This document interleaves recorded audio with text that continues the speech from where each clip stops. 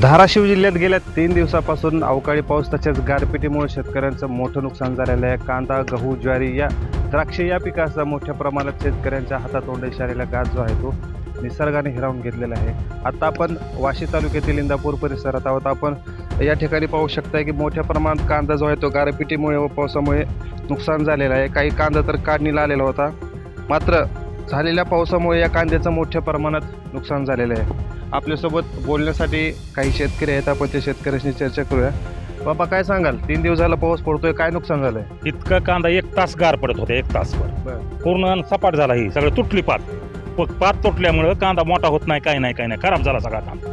हो, 2.5 acre 1 hectare आहे. हो. किती खर्च आलाय बघा की आता अंदाजे तुम्हाला सांगतो, एकरी 50,000 रुपये खर्च येते. हो, लावण्यापासून काढणीपर्यंत तुम्हाला मी सांगतो 2.5 एकर 1 लाख रुपये खर्च झालाय. सरासरी 1,20,000. आता पदरी काय पडेल का? काय पाडणार आहे आता? पदरी पडू शकत नाही. आणि काय सगळं नुकसान झाल्यावर काय पदरी पाडणार आहे? आणि अजून परत काढायची मजुरी आता. काय आपलं कोणतं पीक होतं? आपली ज्वारी होती. ज्वारी पूर्ण मातीत गेली. आता काहीच न राहिलेलं नाही तिथं. मग आता काय करावं ते कळना आम्हाला पण. हो. आणि कांदा पण गेला आमचा. असंच झालं. काय सांगा, शासनाकडून काय अपेक्षा आहे? शासनाने त्वरित पंचनामे करून शेतकऱ्यांची नुकसान भरपाई द्यावी. विरोधक ही राहिलेला नाही.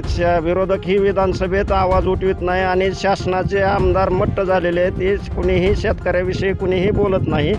शेतकऱ्याचा जर उद्रेक झाला तर तुम्हाला पेलणार नाही.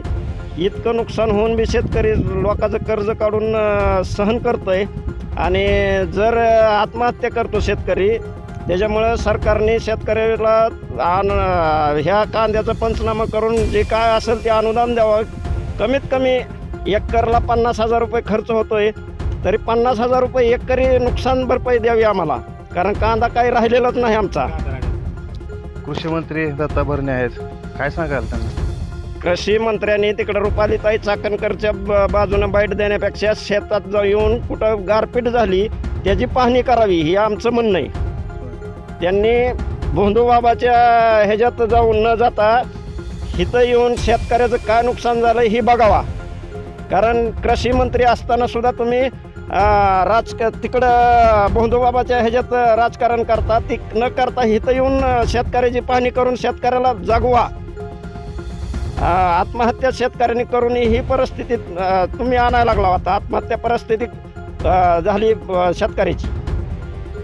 बाबा, काय सांगाल? नुकसान झालंय, काय भावना आहेत? माझी भावना अशी आहे की सरकारने त्वरित पंचनामे करून लवकरात लवकर शेतकऱ्याला मदत द्यावी.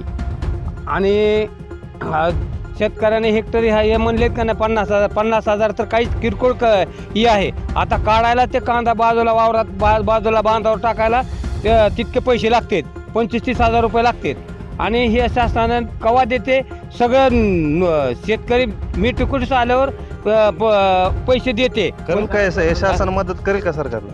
मला तर वाटत नाही की शासन मदत करील म्हणून. कारण पहिले बी 19 पासून आजपर्यंत कुठल्या शासनानं मदत वेळेवर दिलेली नाही. फक्त त्यांचे जर कामं असली तर लवकरच दबाव टाकून शेतकऱ्यावर करून घेतात, पण शेतकऱ्याला मदत देत नाही. ते आजपर्यंत कुणी दिलेलं नाही. आणि प्रत्येक फक्त निवडणुकीपुरता जाहीरनामा करतो आणि पुन्हा शेतकऱ्याकडे पाठ फिरवतो. त्याचे काहीच देत नाही. कुठल्याही स्कीम कागदावरच येतात, त्यांच्या शेतकऱ्यापर्यंत पोचत नाहीत. ही माझी एक उद्रेक आहे ह्या शेतकऱ्याचा. हे होत्या इंदापूर येथील शेतकऱ्यांच्या संतप्त भावना. कुठल्याही कागदी घोड्यांचा फास न नाचवता तात्काळ शेतकऱ्यांना मदत करणं गरजेचं असल्याचं ह्या शेतकऱ्यांनी सांगितलेलं आहे. मी वैभव पारवे, LS मराठी, इंदापूर, वाशी, धाराशिव.